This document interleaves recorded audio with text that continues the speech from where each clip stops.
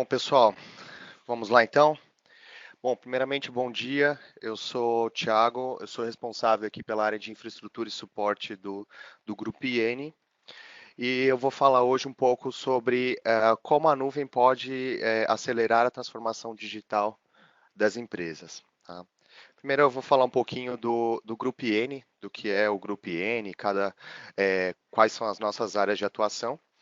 Então, o Grupo IN ele é composto por quatro unidades de negócio, quatro empresas. Então, nós temos a inteligência de negócios, que é a Elite Master Reseller da Click. Então, o nosso foco com a IN é revenda da plataforma Click de Business Intelligence.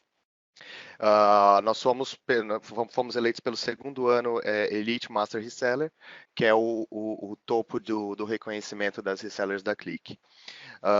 Nós temos a academia, que é o braço educacional do grupo, onde nós ministramos cursos diversos, focados principalmente em BI e Analytics. Nós temos a INGov, que foi uma empresa aí criada para ser reseller voltada para o setor público, reseller Click, voltada para o setor público, dadas as especificidades desse setor. E nós temos aí também a A10, Analytics 10. Analytics 10 é o nosso braço de serviços e soluções em Analytics, Cloud, Machine Learning, IoT. Então, em novas soluções e voltada muito para inovação. E o braço de Cloud, ela faz parte da Analytics 10. Tá? Seguindo aqui, então, vou falar rapidamente da agenda, dos temas que a gente vai abordar hoje. Tá? Então, primeiramente, a gente vai falar um pouquinho do panorama de cloud e os principais pontos de dor de TI atualmente. Não é só atualmente, são pontos de dor que já vêm de algum tempo, mas que são pontos que com a nuvem a gente consegue, de alguma maneira, endereçar mais facilmente. Falar um pouquinho aí dos conceitos de nuvem, tem algumas sopras de letrinhas aí quando a gente fala de nuvem, IaaS, PaaS, SaaS. Então, eu vou explicar um pouquinho sobre esses conceitos. Escalabilidade e resiliência, que é um ponto bem interessante aí do Cloud Computing. Segurança da informação. Algumas estratégias de migração de servidores, as principais estratégias de migração de servidores para a nuvem, de servidores, na verdade, de serviços para a nuvem. Tá? Backup como serviço. Tá? E aí, como diminuir custos com a nuvem, ganhando qualidade e performance. E aí, ao final, a gente vai falar um pouquinho aí das parcerias que nós temos através da A10. Tá? Então, seguindo aqui, aqui a gente tem o panorama do Gartner sobre o mercado de cloud, tá? Esse panorama aí é um pouquinho antigo, mas ele reflete bem aí a realidade, né? Então, o que o Gartner diz? Que até 2020, a transição das organizações para cloud, ela irá movimentar em torno aí de US$ 1 trilhão, tá? O segundo ponto, que agora, já em 2019, até 2019, né, na verdade, mais de 30% dos top 100 vendors de tecnologia, eles irão mudar os seus investimentos em novos softwares da abordagem cloud first para cloud only. Então, ele vai deixar ali de pensar primeiro em fazer em cloud, depois fazer on-premise, etc., para pensar somente on cloud, tá? Cloud only.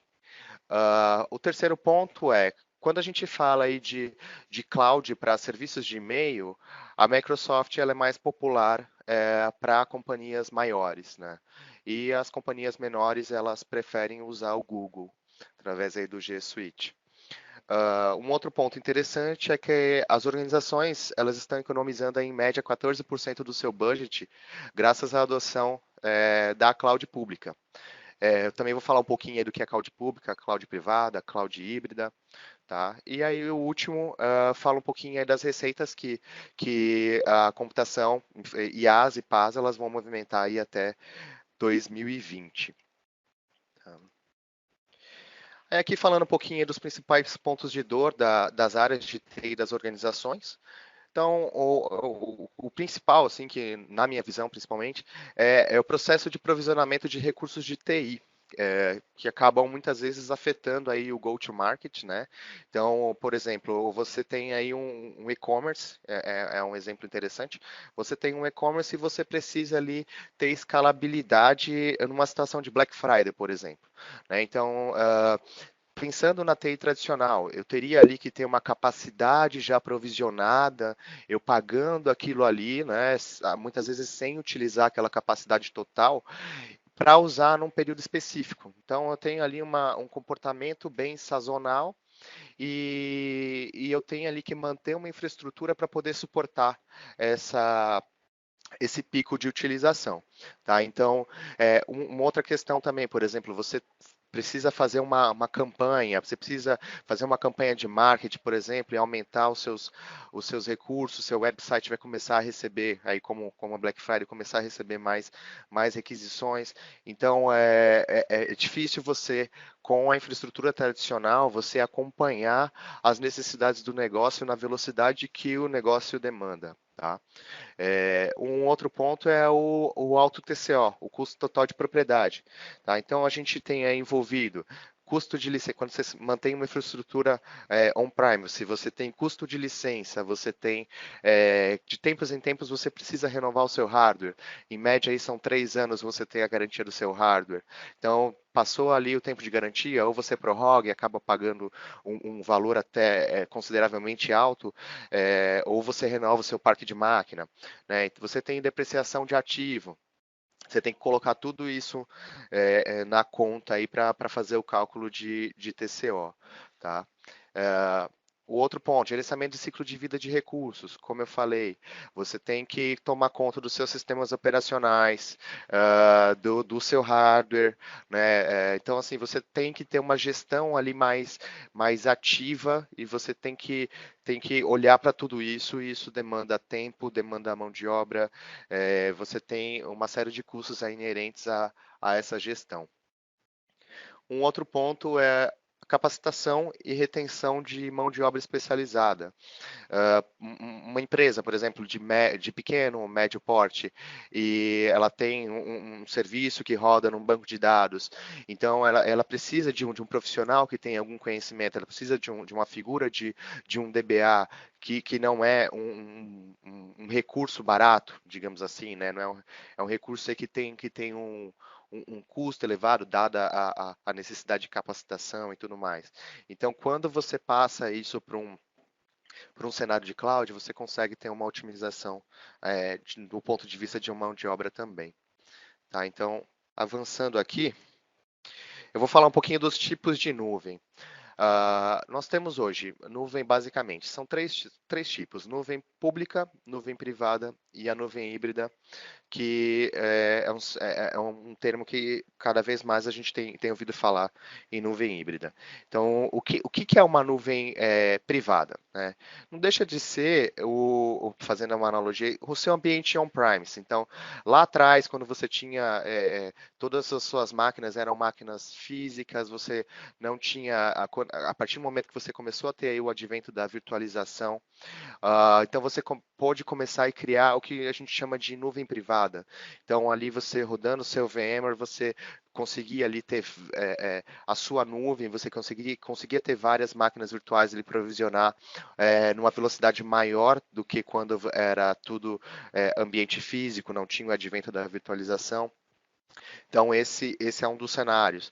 Tem um outro cenário também, tem alguns vendors de nuvem pública que eles te entregam o stack, as funcionalidades da nuvem pública num ambiente onde você consegue colocar dentro de casa. Então, você forma a sua nuvem privada através de OpenStack, a Microsoft também tem esse serviço.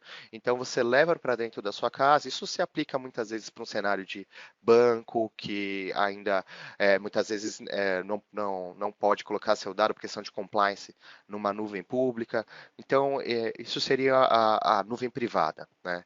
A nuvem pública, o que é? A nuvem pública é o que a gente está acostumado a ver quando a gente fala de AWS, quando a gente fala de Azure, de Google Cloud, então, de Huawei, de Alibaba.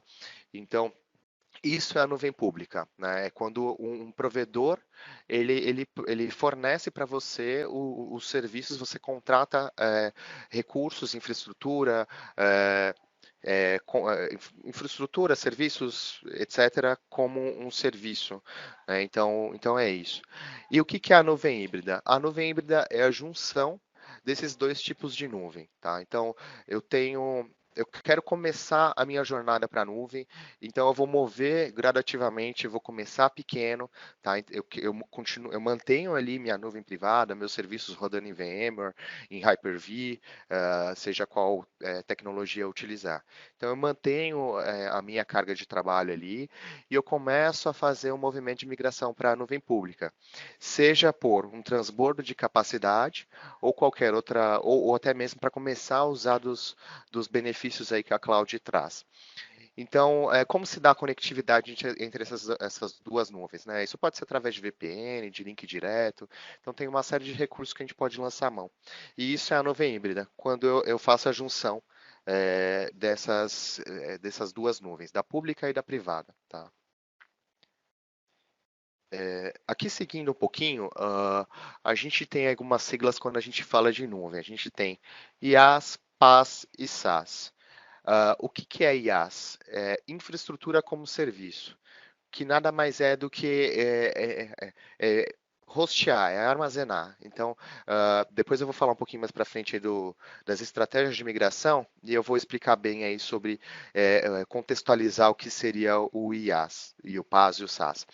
O PaaS é plataforma como serviço. Eu uso de um serviço para construir soluções, para construir ferramentas, tá? Então, por isso ali o build. Eu tenho o SaaS, que é software como serviço, onde eu só consumo. Eu pago mensalmente, anualmente, e eu consumo um serviço, tá?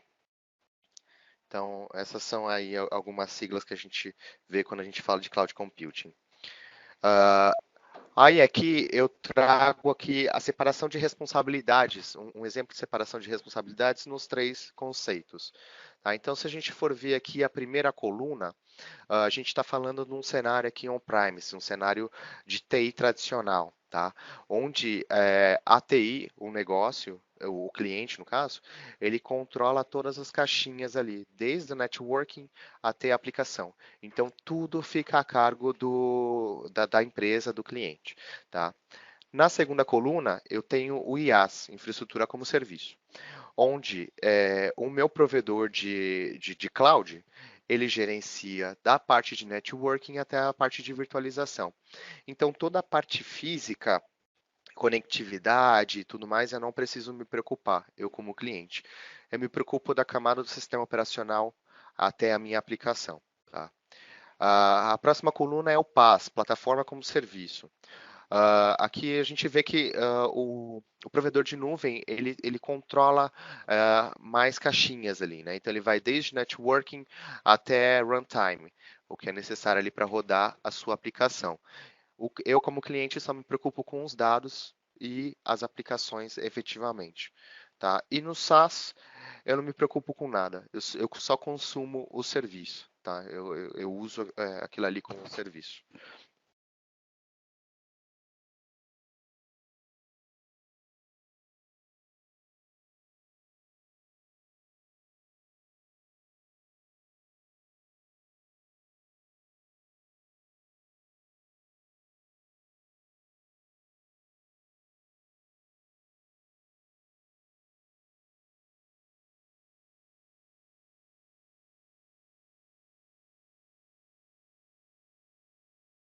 Beleza.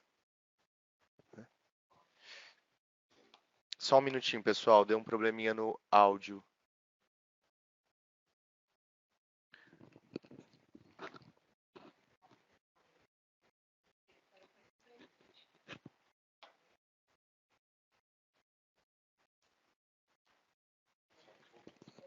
Voltou? Parece que voltou aqui, pessoal. Vamos continuar então. Bom, então como eu estava falando, a gente vai falar um pouquinho aí de escalabilidade e resiliência. Então, retomando, com a nuvem, alguns recursos que muitas vezes só estavam disponíveis para empresas de média, grande porte, por exemplo, configurar um load balancing, eh, principalmente o load balance aí que a gente está falando, isso fica acessível para empresas de todos os portes, tá? Então, o que que é aí o load balancing, né? É você poder distribuir aí o seu tráfego entre vários servidores e poder fazer um balanceamento de carga e também ter tolerância à falha, tá? O auto-scaling, ele é um serviço que você pode utilizar para você provisionar recursos de forma automática, tá? Então, pensando aí no exemplo do e-commerce novamente, né?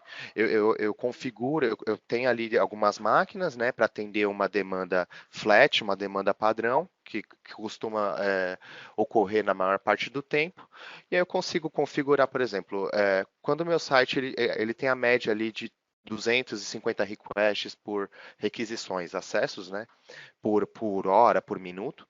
E aí eu consigo dizer que a partir do momento que bater em 300 requisições, 300 acessos, esse recurso ele pode automaticamente subir novos servidores, novos serviços, né, de modo que eu consiga atender aquela capacidade.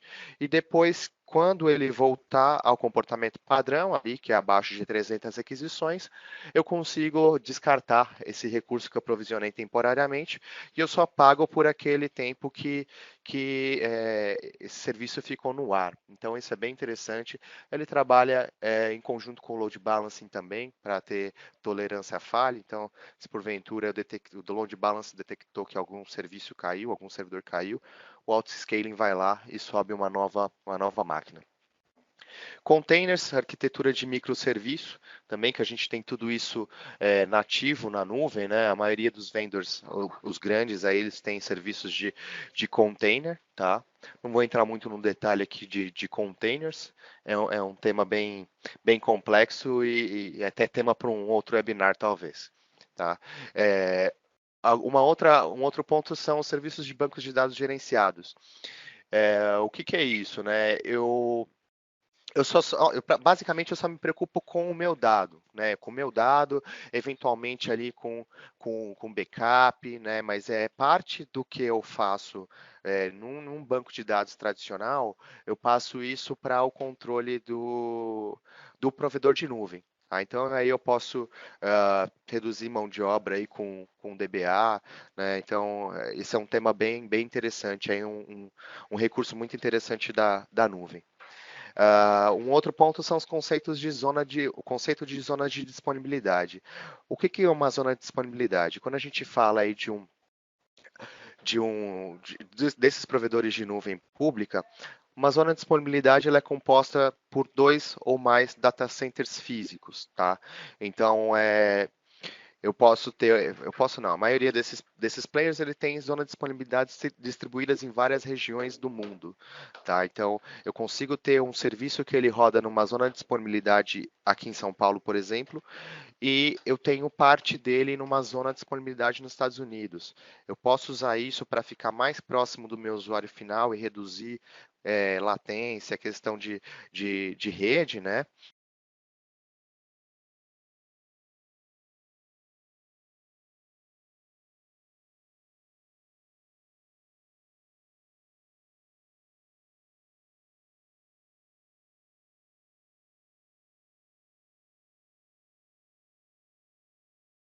Ou também, ou também eu posso usar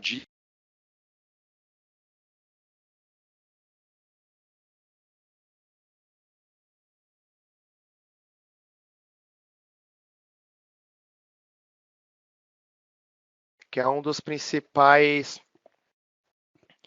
O pessoal aqui está falando, desculpa pessoal, estão falando aqui que o áudio está travando. Vocês me ouvem bem agora? Ah, tá bom. Melhorou então, né? Então eu vou continuar. Então, falando um pouquinho aí de segurança da informação, que é um dos aspectos aí que mais vem à mente quando se fala de migração para a cloud, né, uma das grandes preocupações aí das empresas. Então, o que a nuvem tem, alguns dos principais recursos aí que a nuvem tem no que diz respeito à segurança da informação. Então, primeiro, o, toda a infraestrutura do cliente, ela é isolada logicamente através de algo que a gente chama de VPC, é Virtual Private Cloud. Então, quando todos os serviços de um determinado cliente que eu lanço na nuvem, fica tudo embaixo, dentro de uma VPC. É um isolamento lógico, onde os provedores de nuvem garantem que você não conseguirá, de uma VPC, sem fazer configurações específicas, acessar a VPC de outro cliente. Tá? Então, isso é bem interessante, essa segmentação. Tá? Então, dentro de uma VPC, eu consigo criar regras de Access Control List, consigo criar grupos de segurança. Então, eu tenho uma série de recursos ali para eu melhorar ainda mais a segurança ali da minha rede. Né? A gente faz uma analogia aí VPC como uma rede mesmo, uma infraestrutura de rede que você monta e coloca todos os seus serviços ali dentro. Um outro ponto aí que os provedores de nuvem eles têm diversos serviços de segurança que a gente pode utilizar ali como serviço. Um deles aí é o Web Application Firewall, que é uma camada que fica antes do seu website, por exemplo, tratando todas as requisições. Então, se eventualmente ele tiver qualquer ali, talvez um ataque DOS, é, ou algo desse tipo, eu consigo tratar ali numa camada anterior e proteger o meu website. Tá? Tenho recursos avançados de criptografia que podem ser usadas.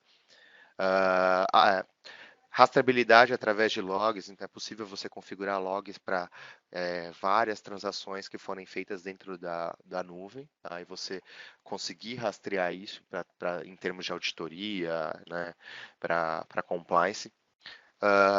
Os data centers, eles são certificados, isso a gente pode falar aí que esses players grandes, todos têm data centers certificados aí, PCI Compliance, que é mais voltado para empresas de cartão de crédito, segmento financeiro, HIPAA, que é para healthcare, saúde, Tier 3, que aí é quando a gente já fala mais de infraestrutura de data center mesmo, se o data center é redundante, qual a disponibilidade que ele tem. E aí eles são GDPR e LGPD compliance, né? Então já seguem todas as normas aí da GDPR e da LGPD. Tá? Um outro ponto interessante é que é possível você saber em qual região o seu dado está armazenado, salvo alguns serviços específicos, por exemplo, serviços de storage, que alguns vendors eles replicam o seu dado em mais de uma região, né? Mas no geral você consegue falar em que região que você vai rodar o seu serviço. Então, aí pensando do ponto de vista de compliance mesmo, então tem organizações aí que precisam saber onde o seu dado está, se o seu dado está no Brasil, se o seu dado está fora. Então, isso é interessante também. Você consegue saber onde o seu dado está. Tá? Aqui eu vou falar um pouquinho das estratégias de migração de serviços para a nuvem. O primeiro e mais simples deles é o Lift and Shift. O que é isso, né? Então, pensando num cenário ali que eu tenho máquinas VMware rodando no meu ambiente on-premise, eu pego aquelas máquinas VM, uso ali alguns serviços de migração e levo isso para a nuvem do jeito que está. Né? Existe para alguns vendors até a possibilidade de você portar endereços IP, fazer uma série de outras coisas para deixar isso o menos complexo possível. Então essa é a migração mais simples. E os drivers aí geralmente são, você precisa reduzir o seu CAPEX, você precisa liberar espaço físico no seu data center, um transbordo de capacidade aí talvez, você coloca isso na nuvem. Tá? A segunda estratégia é o refactor, onde você realiza pequenas alterações no seu código, na sua aplicação, para obter algumas vantagens da cloud.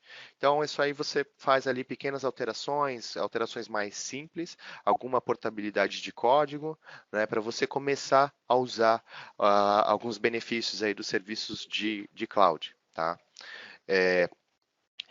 o Re-Architect, que é uma coisa aí que estão se falando bastante de você deixar de usar aplicações monolíticas para usar aplicações baseadas em microserviços. Aí, para quem não é muito da área de software, aplicações monolíticas são aplicações ali que estão todas numa caixinha única, né? E você cria ali pedaços, divide, decompõe aquela aplicação em pedaços pequenos, onde você consegue dar uma manutenção mais facilmente, você consegue ter uma escalabilidade maior, né? E aí, quando a gente fala de microserviços, a gente está falando de containers, de Kubernetes, tá? E os drivers aí é escalabilidade, agilidade no desenvolvimento e adoção mais simples das novas capacidades de cloud, tá? O último é o rebuild, onde você reescreve completamente a sua aplicação usando serviços nativos de cloud, tá? Então aí você tem os drivers, quando você precisa acelerar a inovação, construir aplicações mais rapidamente, reduzir custos operacionais. Aí quando a gente fala desses dois últimos, Re-Architect e Rebuild, a gente está falando também já preparando aplicações para um conceito de DevOps, que é um conceito bem utilizado aí ultimamente também, para dar agilidade aí no desenvolvimento de aplicações, ter essa sinergia aí da equipe de desenvolvimento com a equipe de operações, de sustentação, né? Então, quando você lança a mão dessas arquiteturas, você consegue utilizar na sua plenitude aí os conceitos de DevOps. Tá? Vamos lá. Bom, então aqui, ó, aqui a gente tem aí um gráfico mostrando aí a matriz esforço e quanto mais Cloud Native você está. Então, o que é o Cloud Native? Quanto mais você está usando de serviços da nuvem, quanto mais próximo de usar da plena capacidade da nuvem você está. Então, como eu disse lá atrás, o IaaS é o mais simples, né? Então, e aí onde você trabalha no rehost, você simplesmente pega o que está funcionando num lugar e coloca isso na nuvem. O refactor, que você faz pequenas alterações, tá? Aí você vai vendo que a curva vai subindo, né? De esforço, né? E você, quanto mais próximo da Cloud Native você fica, mais esforço você tem. O PaaS, plataforma como serviço, que aí é onde a gente fala de Re-Architect e Rebuild, tá? E o SaaS, que é Replace, você simplesmente deixa de manter um serviço e você compra esse serviço. Um RP, por exemplo, que você tenha rodando on-premise ou numa nuvem aí como IaaS, né? De repente você fala, não, eu não quero mais manter esse RP. Eu vou comprar o RP como serviço. Então aí você não se preocupa com nada inerente à infraestrutura, você simplesmente paga e usa o serviço, tá? Eu acabei não falando, mas quando a gente fala de rearquitetar e reconstruir, a gente está falando também de usar um conceito muito interessante da nuvem, que também tem sido falado muito ultimamente, que é o serverless. Então, o que é serverless? Você não se preocupa com nada de infraestrutura. Então, assim, quando a gente fala de rodar um código numa aplicação web, por exemplo, né? Eu preciso ali dizer em que máquina que vai rodar, qual o recurso, quantas CPUs, quanto de memória, né? Então, numa arquitetura aí de IaaS, até mesmo de PaaS, algumas de PaaS. Agora, sim, quando a gente fala de serverless, eu simplesmente vou colocar meu código para executar, tá? A nuvem ela vai prover tudo que é necessário em termos de escalabilidade para que o código execute da maneira mais performática. E eu pago por transação, tá? Isso é bem interessante, é uma coisa que cada vez mais vai ser falada aí no cenário de cloud, serverless. Aqui é uma outra coisa bem interessante aí de nuvem, que é o backup como serviço, o backup as a service, tá?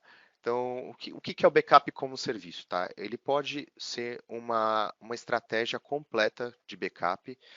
A gente aqui, por exemplo, no Grupo IN, nós tínhamos o backup tradicional, né, que era feito ali diariamente e tudo, mas assim, era algo que a gente precisava de um complemento, tá? Então, o que que a gente faz hoje? A gente continua fazendo backup da maneira tradicional, em dispositivos físicos e tudo, né? Só que eu também faço backup off-site em nuvem, tá? Então, com o mesmo software que eu faço o backup da maneira tradicional, que eu só precisei fazer algumas adaptações, eu consigo fazer uma cópia também num bucket, num armazenamento, numa área de armazenamento na nuvem, tá? Geralmente, alguns vendors, tá? Não são todos, mas para storage de armazenamento, tem algumas categorias onde esses provedores de infraestrutura de cloud, eles garantem 11 noves de durabilidade, tá? Então é 99, então são 11 noves de durabilidade. O que que isso quer dizer? Que muito dificilmente você vai perder, tem qualquer chance de você perder um dado armazenado nessas classes de armazenamento, tá? Então, quando a gente fala aí de backup, a gente sabe que trabalhar com o dado da empresa, o dado é o maior ativo da empresa, então isso é importante, tá? Você ter aí uma garantia de que o seu dado está armazenado num dispositivo confiável, num local de armazenamento confiável, tá? Geralmente são soluções de baixo custo. Eu consigo ter categorias de armazenamento, então, dado que não é muito acessado, eu consigo colocar uma categoria mais barata e etc. Como eu falei, citei o caso aqui do nosso, né, do Grupo IN, uh, essas na verdade, assim, eu posso ter integrado essa solução de backup como serviço, ela pode ser totalmente integrada com os meus dispositivos de backup atual, né? Então, a maioria das ferramentas aí que fazem backup on-premise, do modo tradicional, né? Data Protector, Tivoli, da IBM, etc., Arc Server, elas se comunicam com a nuvem e elas conseguem fazer o backup na nuvem também, tá? Com os principais players. Aqui a gente traz um gráfico do Gartner, onde mostra que 66% das empresas elas já estão usando elas já estão armazenando algum tipo de dado dentro de soluções de armazenamento em cloud, tá? Então, como eu disse anteriormente, a gente sabe que dado é um dos maiores ativos aí da empresa e que existia até um tempo atrás uma preocupação das empresas de colocarem o seu dado na nuvem, mas com toda a questão de segurança, de durabilidade, né, hoje em dia a gente vê que as empresas elas estão quebrando essa barreira e aí como o Gartner traz, 63% das empresas elas já utilizam algum tipo de armazenamento de dados em nuvem, tá? Agora, aqui a gente vai falar um pouquinho como tudo isso, como esses serviços de nuvem, ele pode ajudar a diminuir custos aí de TI, né, e muitas vezes ganhando aí qualidade e performance, tá? Um dos pontos principais de você utilizar cloud computing é você pagar pelo que você usa. Tá? Então, como eu falei lá da demanda sazonal, citei o exemplo do e-commerce, tá? Então você paga somente pelo que você usa. Se você tem uma carga temporária e precisa subir algum serviço, você sobe, paga pelo tempo, você tem bilhetagem de minuto, horas, dias, entendeu? Então, assim, você chega na granularidade de minuto, dependendo do vendor, tá? Então, você paga efetivamente somente pelo que você usa. Você não tem que pegar, pensando na infraestrutura tradicional, falar, não, vou planejar aqui para comprar um hardware que vai atender minha capacidade por 3 anos. Então, você tem ali um upfront, você tem um pagamento inicial grande para usar, para você acaba pagando inicialmente por uma capacidade que talvez você só vai usar dali um ano e meio. Tá? Então, com a nuvem você paga somente pelo que você usa. Você pode começar pequeno e ir escalando aí, pagando conforme for usando. Um outro ponto é você trocar CAPEX por OPEX. Então, você troca investimento por despesas. tá? Isso é para algumas empresas aí do ponto de vista contábil e tributário é uma estratégia bem interessante, tá? Então você deixar de ter ali investimento, onde você tem depreciação, você tem uma série de custos ali inerentes que você precisa colocar aí na conta, tá? Para pagar isso como despesa. Então você paga ali pelo que você usa, entra ali no balanço com uma categoria diferente. Redução de custos operacionais aí, então usando aí serviços gerenciados, serviços PaaS, serverless, eu consigo ter uma redução de custo operacional, tá? Redução de custos com manutenção de data center, né? Então, aí quando a gente fala de data center, a gente está falando de energia, no break, gerador, ar-condicionado, né? Seguro, né? Monitoramento, manutenção, troca de equipamentos fora de garantia, né?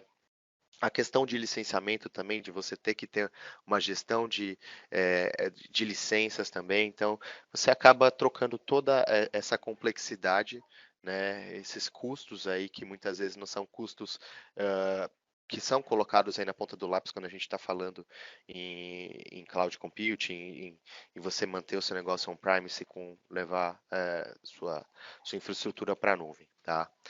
E com tudo isso, você consegue deixar a TI mais estratégica e menos operacional. Então, você consegue aí ter um foco maior no negócio, tratar questões mais estratégicas do negócio. E até ter um alinhamento, ficar mais próximo das suas áreas de negócio. Tá? Então, seguindo aqui, eu trago um exemplo de TCO, de custo total de propriedade, comparando um cenário on-premise com um cenário de migração para a nuvem, tá? Esse é um cenário exemplo. A gente partiu de algumas premissas aqui, tá? Os principais vendors de nuvem, ele tem calculadoras, tem mecanismos que você consegue colocar os parâmetros e calcular o TCO, tá? Então, nesse cenário, o que a gente imaginou? Um ambiente com 10 máquinas virtuais rodando VMware, tá?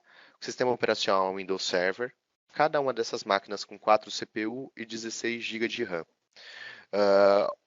E duas máquinas virtuais, VMware, com um SQL Server Standard, cada uma com 16 CPUs, 128 GB de memória e aí 1 terabyte de armazenamento com backup, discos rápidos, né, solid state. Também um espaço de armazenamento, um storage NAS, com capacidade de 1 tera e backup também. Tá? E tudo isso aí com uma largura de banda de rede de 1 gigabit. Considerando migração, aquela mais simples que eu falei, que é a lift and shift, que você pega ali tudo que você tem rodando no seu ambiente on-premise e leva para a nuvem as is, como está, com pequenas adaptações, mas basicamente continua rodando a sua VMware do jeito que você rodava on-premise, tá? Então, esse é o cenário que a gente vai mostrar aqui para frente. Então, pensando nesse cenário, a gente tem aqui a curva ao longo de 3 anos de qual seria o custo de manter isso, né? Então, para eu manter essa infraestrutura num data center local, num ambiente on-premise, ao longo de 3 anos eu chegaria ali para mais de 1,2 milhão, tá? E eu mantendo isso em nuvem, ao longo de 3 anos eu ficaria ali na casa de 700 mil reais. Tá? Então, isso, claro, tem que levar em consideração tudo, energia elétrica, no break, gerador, ar-condicionado, tudo que está, espaço físico, tudo que está inerente aí à manutenção de um data center, de um ambiente on-premise. Tá? Esse Aí, se a gente for ver, então, assim, com 3 anos de uso da nuvem, as economias estimadas poderiam ser aí na casa de 539 mil reais, tá? O que representa aí 76% menos ao longo de 3 anos. É importante fazer esse estudo, tá? Que é ao longo de 3 anos. Por que eu falo 3 anos? Né? Porque quando você fala de nuvem, quando você compra capacidade, quando você reserva, né? Você tem a modelo de pagar conforme você usa. Esse é o modelo mais simples, mas também é um modelo que tem um custo maior. Quando você tem uma previsão de capacidade que você vai utilizar de nuvem, você consegue fazer reservas. Você consegue falar, olha, eu vou usar isso pelo período de um ano. E com isso você consegue ter uma economia muito grande, de 1 até 3 anos, né? Você consegue ter uma economia muito grande em termos financeiros, né? E você consegue fazer um mix também, falar, não, essa é a capacidade mínima que eu sei que eu vou usar por 3 anos. Então eu faço a minha reserva para essa capacidade mínima e tudo que for ali excedente eu pago conforme eu for usando. Tá?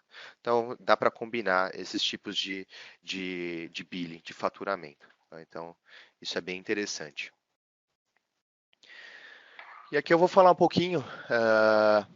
A gente encerrou ali mais um pouco dos conceitos, da parte técnica. E eu vou falar um pouquinho aqui das parcerias de cloud da A10. Né? Então, hoje nós somos parceiros dos principais players de nuvem pública, né, do mercado. Então, a AWS, Azure da Microsoft, a Google Cloud, GCP, né, muitas vezes conhecido por GCP, e também da Huawei Cloud. Tá? Ah, e a gente conta aqui com um time de profissional certificado, com expertise já, um know-how muito grande em BI, em Analytics, ah, banco de dados, networking, backup e etc.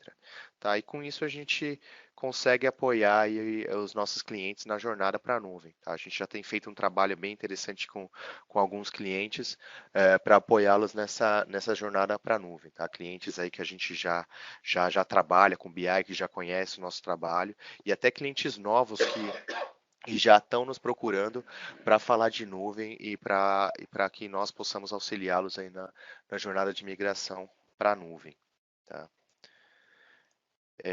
E aí alguns dos serviços que a gente oferece, né, dentro da A10. Então é desenho de arquitetura de ambiente em nuvens. Então você quer saber ali qual é o melhor cenário para você migrar o seu ambiente on-premise para a nuvem, se vai ser um rehost ou se eventualmente você fazer alguma alteração ali nas suas aplicações, você vai ter um ganho e um saving ali de orçamento, né? Ah, a elaboração e execução de projetos de migração, aí como eu falei, né, de on-premise para nuvem. Ah, ambientes híbridos, então fazer o estudo aí de conectividade, como é que você pode manter parte da sua infraestrutura rodando on-premise e já começar a usar dos benefícios da nuvem aí para talvez uma carga de workload de desenvolvimento ou um projeto novo que surgiu e você não tem como atender ali com o recurso que você tem dentro de casa, tá? Sustentação de ambiente, tá? Então a gente tem uma equipe aqui que capacitada para poder fazer a sustentação de ambientes em cloud, tá? Como eu falei, a gente tem equipe certificada e também fazer estudo e prover soluções de armazenamento como serviço, tá? Então storage e backup como serviço. Tá, aqui mesmo no grupo N, a gente tinha um pequeno data center aqui com alguns serviços, alguns servidores que a gente utilizava aqui internamente, né, para atender as demandas internas da empresa. E hoje a gente trocou esse data center. A gente precisava de espaço físico e a gente moveu tudo para a nuvem, tá? E reservou esse espaço para criar uma sala de reunião. Era uma demanda que a gente tinha. Então a gente até brinca aqui que a gente trocou o nosso espaço ali, nosso rack, nossa infraestrutura por uma sala, por toda adesivada, toda temática, né? Aí para a gente ter um espaço para fazer reuniões aí do grupo, tá? Então é isso. Eu não sei se eu estou aqui com o Érico é nosso diretor aqui da área de soluções, né, de serviços de soluções, de tecnologia de soluções.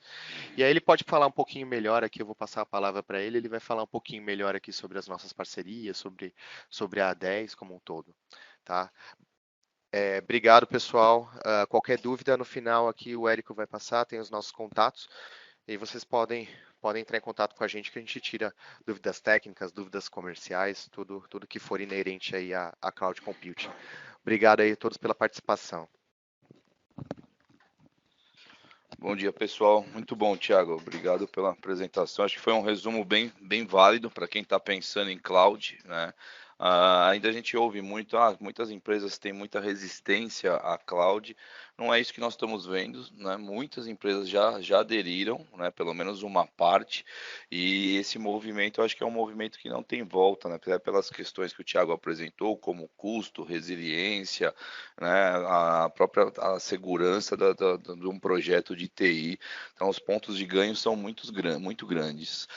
Queria reforçar aqui, então, a questão da 10, né, que é uma empresa hoje focada 100% em Analytics, e Cloud faz parte de um projeto Analytics. Então, com as nossas ofertas através de parcerias, né, de nuvem, como vocês estão vendo na tela, e lembrando, né, que essa oferta não é só para quem é cliente clique, né, um cliente clique quer migrar o seu servidor por questões de multi-cloud, escalabilidade, Kubernetes, é um ponto muito interessante, favorável aí a longo prazo, custos, performance e tudo mais, mas também para quem tem outras situações, né, de TI que precisa ir para a cloud, poder contar conosco e com nossos serviços. E um outro ponto é a questão da 10, né? Hoje a gente tem um time de cientista de dados, né, com arquitetos, então muitos dos nossos projetos hoje, né, para quem ainda não conhece, já estão começando na nuvem, né? Então, questões de Big Data, Data Lake, né? Até para o próprio BI, né? Hoje se faz necessário, né? No modelo tradicional que nós trabalhamos, seja com Cubo, ou seja com in-memory, com Click, isso já não está sendo mais suficiente. Então, questões de ter uma alta escalabilidade, poder trabalhar com Data Lake, a própria solução da Click, que tem o Big Data Index hoje. Então, é só para deixar essa mensagem para todos, né? Do nosso portfólio, principalmente, possibilidades. Então, quem quiser também começar a pensar em Data Lake, Big Data, outras arquiteturas, né? Depois, para a gente pôr Machine Learning, inteligência artificial, né? A adoção na nuvem, eu acho que ela se torna vital para alguns passos. E quem quiser conhecer, fica nossos contatos, a gente fica à disposição de todos, né? Então, quem precisar de qualquer questão, quiser tirar dúvida, quiser, quero ter uma ordem de grandeza, né, para saber os valores, se já é momento de eu partir para a nuvem ou não. Então, a gente fica totalmente à disposição. Tá? Então, queria agradecer a presença de todos, né? Quem tiver qualquer tipo de dúvida, puder passar aqui por e-mail para nós vamos respondendo. No chat até agora eu não estou vendo aqui nenhuma questão, mas a gente fica à disposição, tá bom? Muito obrigado, bom dia a todos e mais uma vez obrigado e parabéns pela apresentação, Thiago.